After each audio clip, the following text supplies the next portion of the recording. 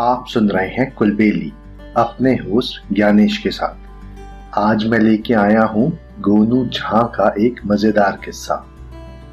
गोनू झां का जलवा वैसा ही था जैसा अकबर के दरबार में बीरबल का। गोनू झां बीरबल की तरह ही बहुत ही समझदार और बुद्धिमान व्यक्ति थे। तो चलिए अब सुनते हैं उनका एक बहुत ही मजेदार किस्सा जिसका नाम है गोनू झां की कुश्ती। एक बार मिथिला के राज दरबार में दिल्ली का एक पहलवान आया। वो 7 फुट ऊंचा, भारी दिलडौल वाला मजबूत पहलवान था। और तो और उसके बाहों की मछलियां देखते ही बनती थी। मिथिला नरेश कला के बहुत प्रेमी थे। वो पहलवान को दरबार में बहुत आदर के साथ ले आए। दरबार में स्वागत सत्कार के बाद पहलवान बोला, मिथिला नरेश, मैं दिल्ली से आया हूँ और मेरा नाम ज्वाला सिंह है। दिल्ली में मेरे मुकाबले का कोई भी पहलवान नहीं है। मैं आसपास के राज्यों के सभी पहलवानों को कुश्ती में पछा चुका हूँ और अब मिथिला आया। मैंने सुना है कि आपके राज्य में एक से बढ़कर एक पहलवान है। मैं भी देखूं कि मुझे कोई टक्कर दे सकता है या नहीं। मिथिला नरेश ने पहलवान को समझाते हुए कहा, पहलवान, तुम ये क्यों भूल जाते हो कि संसार में हर कला का एक से बड़ा एक जानकार है। इस पर पहलवान ज्वाला सिंह ने जवाब दिया, महाराज, द्वंद्व कला में मुझे आज तक कोई ऐसा नहीं मिला जो मुझे पराजित कर सके। मिथिला नरेश ने प्रेम से उत्तर दिया, अवश्य ऐसी ही बात होगी, पर इसका अर्थ ये नहीं कि तुम्हें कभी भी पराजित नहीं किया जा सकता। ज्वाला सिंह ने उत्तर दिया, महाराज, मैं आपको चुनौती देता हूँ। आपका कोई भी पहलवान मुझे पराजित नहीं कर सकता। यह सुन राजा ने कहा, ठीक है, कल सुबह इसका फैसला अखाड़े में ही होगा ज्वाला सिंह। अगले दिन अखाड़े में ज्वाला सिंह गरज रहा था। मिथिला के कई पहलवान उससे युद्ध को तैयार थे। राजा के आते ही पहली कुश्ती शुरू हो गई। ज्वाला सिंह वास्तव में गजब का पहलवान था। उसने क्षण भर में पहलवानों को पराजित कर दिया। उसके बाद कई और पहलवान आए, लेकिन सभी ने उसके सामने घुटने टेक दिए। अब मिथिला के सम्मान को खतरा था। राजा चिंतित थे।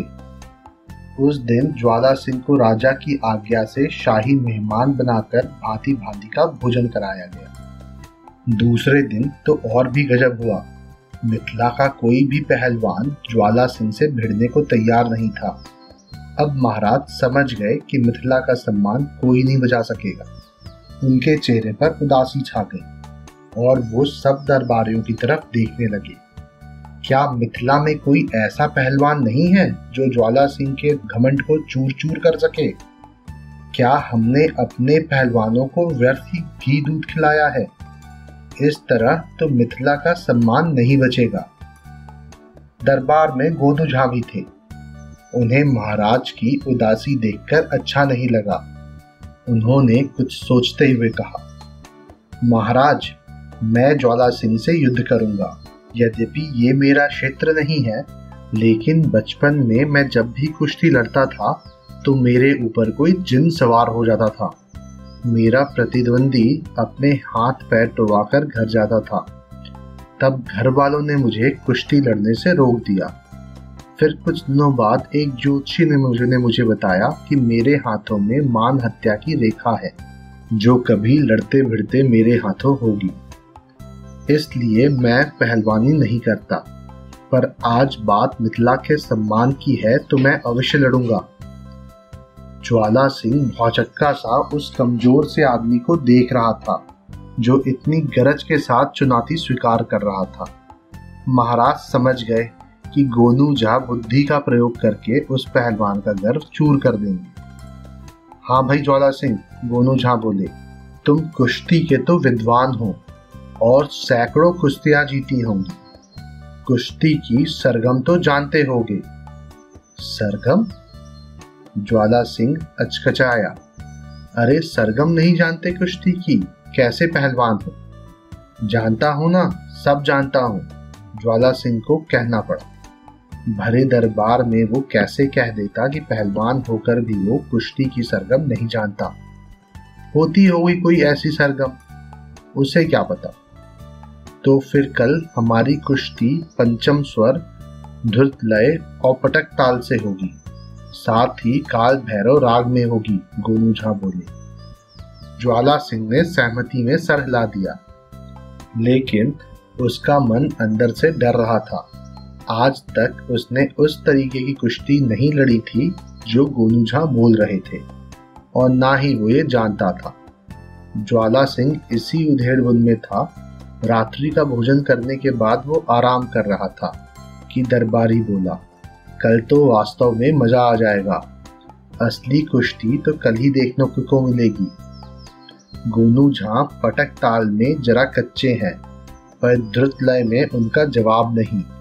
आप पलक भी नहीं झपकेंगे कि आपकी रीढ़ की हड्डी में दरार पड़ जाएगी। क्या गजब का पैतरा है उनका। ज्वाला सिंह ने होठों पर जुबान फिराई।